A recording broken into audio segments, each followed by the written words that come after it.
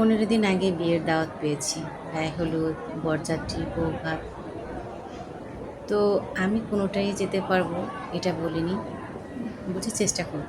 Hello viewers, আসসালামু আলাইকুম, কেমন আছেন? চলে আসছি সুন্দর একটা ভিডিও নিয়ে। চলেন সবাই বিয়ের দাওয়াত খেয়ে আসি আজকে। খুব খুশি আমি আজকে, কারণ আজকে বিয়ের দাওয়াত খেতে যাচ্ছি। অনেক দিন পরে বিয়ে খেতে যাচ্ছি। তো এই দেখেন, রেডি হলাম বাসা থেকে, যে আমরা চলে যাচ্ছি রিক্সায়। যদিও খুব কাছাকাছি, মানে বাসার কাছে, যেতে খুব বেশি সময় প্রয়োজন হয়নি। জুমা নামাজ শেষ করে এসে সে নিচে এসে দাঁড়িয়েছে, বললো যে আমি কিন্তু 10 মিনিট দাঁড়াবো।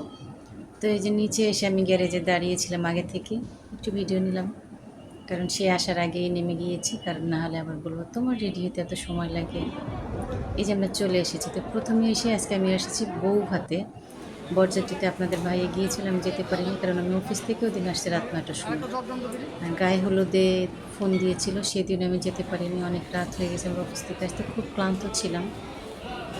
তো ভাবলাম আজকে ছুটির দিন, বউ ভাতটা অ্যাটেন্ড করি, নাহলে তারা কষ্ট পাবে। এত ভালোবেসে আন্তরিকতার সে দাওয়াত করছে, আসাটা কি জরুরি, তাই না? তাই চলে এসেছি। তো প্রথমে কিন্তু এই যে আপনার ভাই আমাকে পোলাও দিচ্ছে।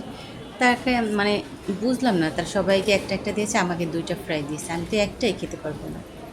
এটা হচ্ছে রোস্ট, পাশেরটা হচ্ছে সালাদ, লিভ।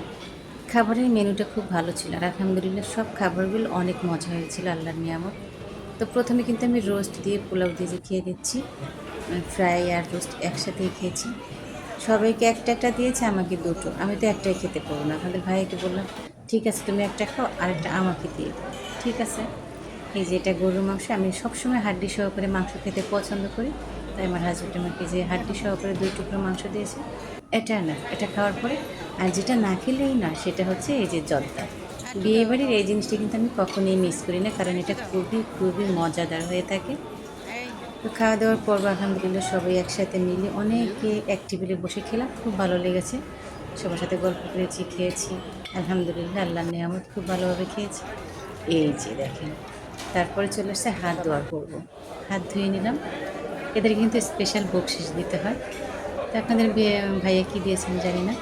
সর্বশেষ যেটা পার্ট, সেটা হচ্ছে খেয়েছেন, বিয়েবাড়ি পান খাবেন না, এখানেই তো বিষয়টা, তাই না? তো এই যে যেটা পানের মশলা ছিল, আমার এটা খুব ভালো লাগে। একটু সুপারি খেয়েছিলাম। যদিও আমি পান কখনো খাই না, কিন্তু মাঝে মাঝে একটু সুপারি খেতে ভালোই লাগে।